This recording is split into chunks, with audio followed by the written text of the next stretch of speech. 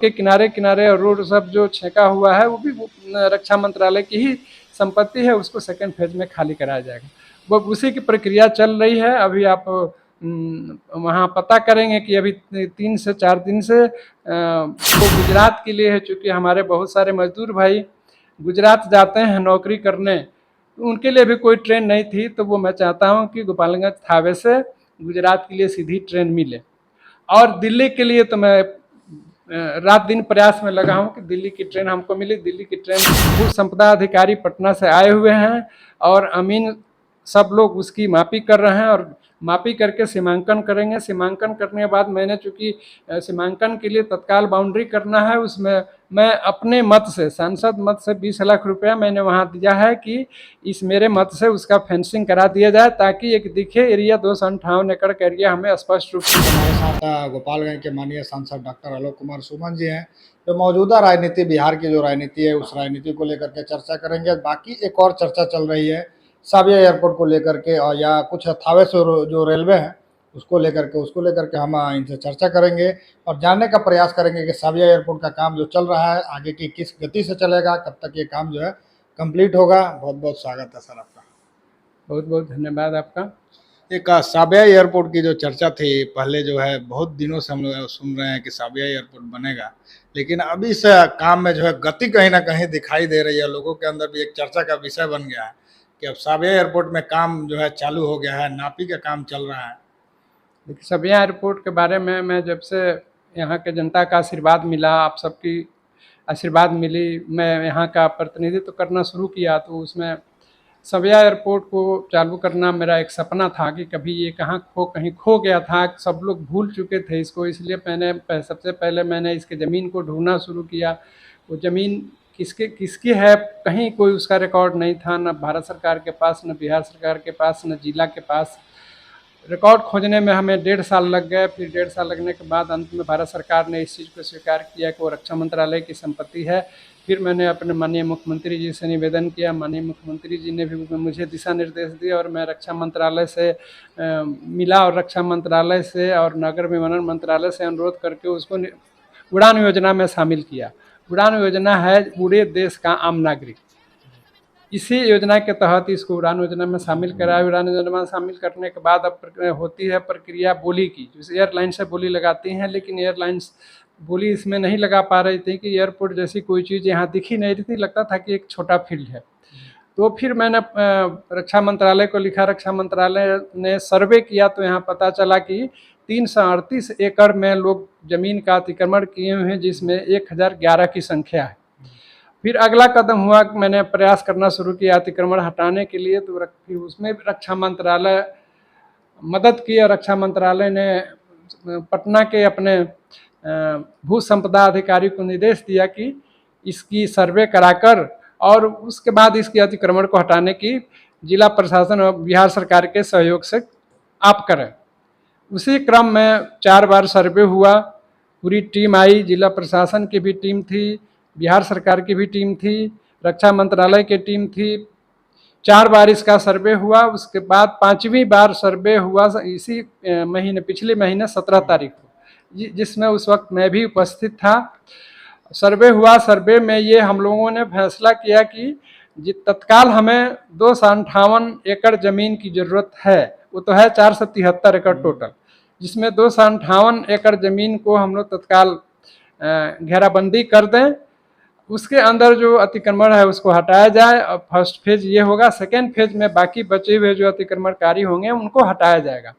उसी क्रम में ये भी फैसला लिया गया कि जो भूमिहीन है, जिनके पास कहीं कोई भूमि नहीं है, उनको उनकी वैकल्पिक व्यवस्था करके उनको दूसरे जगह बसाया जाएगा। और सेकेंड फेज में बाकी जो मार्केट के रूप में बनाया है वो सब रोड के किनारे किनारे और रोड सब जो छेका हुआ है वो भी रक्षा मंत्रालय की ही संपत्ति है, उसको सेकेंड फेज में खाली कराया जाएगा।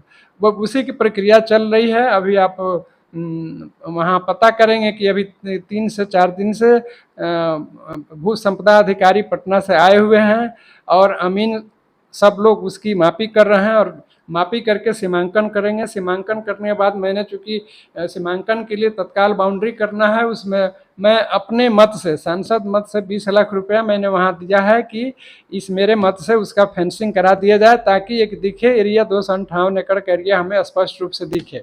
जब ये प्रक्रिया पूरी हो जाएगी फिर नागर विमानन मंत्रालय उसमें बिडिंग करेगी। एयरलाइंस बिडिंग में कोई भी एक एयरलाइंस बिडिंग कर देती है तो उसमें यहाँ के बाकी बनाने का कार्य शुरू हो जाएगा, और जैसे वो कार्य पूरा होगा हम लोगों के जहाज भी चलने का काम शुरू हो जाएगा। इसमें हम एक और सर चर्चा चल रही है कि एयरपोर्ट बनेगा तो इंटरनेशनल बनेगा या पहले डोमेस्टिक का बनेगा उसके बाद जो है इंटरनेशनल होगा? नहीं, पहले तो डोमेस्टिक बनेगा, क्योंकि हम लोगों के पास काफ़ी ज़मीन है, इसलिए भविष्य में इसमें है कि इसको अंतर्राष्ट्रीय हवाई अड्डा के रूप में विकसित किया जाएगा, लेकिन तत्काल चालू करने के लिए हम लोग अभी डोमेस्टिक रूप में ही इसको रखेंगे। जी, एक और सर रेलवे की बात हो रही है कि हम लोग गोपालगंज में पूर्व में बहुत सारे सांसद भी हुए, लेकिन गोपालगंज में एक बड़ी जो लाइन की अगर ट्रेन बोले या तो महानगरों से जो कनेक्ट करती है जो ट्रेन है वो नहीं मिल रही थी, और आप भी जब से सांसद बने हैं तब से लगातार प्रयास कर रहे हैं, तो बहुत सारे ट्रेनों को आपने चालू भी करवाया, तो आगे क्या कुछ इस पे करना है? देखिए, जब मैं सांसद बना उस वक्त यहाँ मात्र एक पैसेंजर चल रही थी, बाकी कोई ट्रेनें नहीं थी, सारी ट्रेनें कई साल से बंद थी।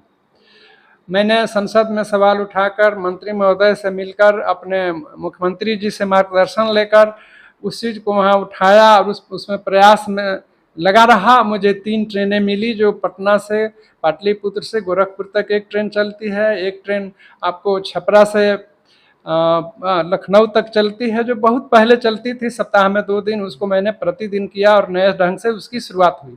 तीसरी एक ट्रेन चली, मैं यहाँ देखता था जब सदर अस्पताल में पदस्थापित था, तो हमारे बहुत सारे गोपालगंज के लोग टाटा जाते थे नौकरी करने, बस में चढ़ के जाते थे। मुझे महसूस होता था कि इतनी लंबी जर्नी बस से करना सुरक्षा की दृष्टि से ठीक नहीं है, इसलिए मैंने एक ट्रेन टाटा के लिए थावे से मांग करके उसको स्टार्ट करवाया। तो थावे से टाटा एक ट्रेन चल रही है। अभी 3 ट्रेन और पाइपलाइन में है। 3 ट्रेन का प्रपोजल यहाँ से जाकर और रेलवे बोर्ड में पड़ा हुआ, उसमें एक ट्रेन है बनारस के लिए, जहाँ की बनारस हम लोगों का धार्मिक स्थल है, लोग पूजा भी करने जाते हैं, हमारे विद्यार्थीगण वहाँ पढ़ने भी जाते हैं, बीएचयू एक बहुत बड़ा अस्पताल है, वहाँ इलाज कराने भी जाते हैं। एक दूसरी है अभी अयोध्या के लिए एक ट्रेन का मैंने डिमांड किया, वो भी वहाँ रेलवे बोर्ड में उसका प्रपोजल पड़ा हुआ है। अभी वहाँ अयोध्या फैजाबाद के लिए देख रहे हैं कि नई एक मंदिर की शुरुआत हो रही है, तो जो हमारे पूजा करने में जो आस्था रखते हैं वो जाकर वहाँ पूजा करेंगे। और एक तीसरी ट्रेन जो प्रपोजल में है वो गुजरात के लिए है, चूँकि हमारे बहुत सारे मजदूर भाई गुजरात जाते हैं नौकरी करने, उनके लिए भी कोई ट्रेन नहीं थी, तो वो मैं चाहता हूँ कि गोपालगंज थावे से गुजरात के लिए सीधी ट्रेन मिले। और दिल्ली के लिए तो मैं रात दिन प्रयास में लगा हूँ कि दिल्ली की ट्रेन हमको मिली। दिल्ली की ट्रेन अगर तत्काल, उसमें कुछ तकनीकी दिक्कत है, हमारे यहाँ प्लेटफॉर्म की कमी है, यार्ड की कमी है, पीठ की कमी है। एक छोटा सा पीठ तो मैंने थावे में चालू कराया, लेकिन उसे काम नहीं चलेगा बड़ी ट्रेनों की, इसलिए बड़ी ट्रेनें जब आती हैं तो 4 घंटा 6 घंटा उनको यार्ड में चली जाती है, वहाँ साफ सफाई होता है, टेक्निकल चेकअप उसका होता है, फिर जब टाइम होता है तो प्लेटफॉर्म पर आती है, तो उसके लिए यार्ड चाहिए और साफ सफाई के लिए पीठ चाहिए। ये दोनों की कमी है थावे में। और प्लेटफॉर्म हम लोगों को कम से कम 4 प्लेटफॉर्म चाहिए, जबकि मात्र 2 प्लेटफॉर्म है। कम से कम 4 से ज़्यादा हो तो और भी अच्छी चीज़ है।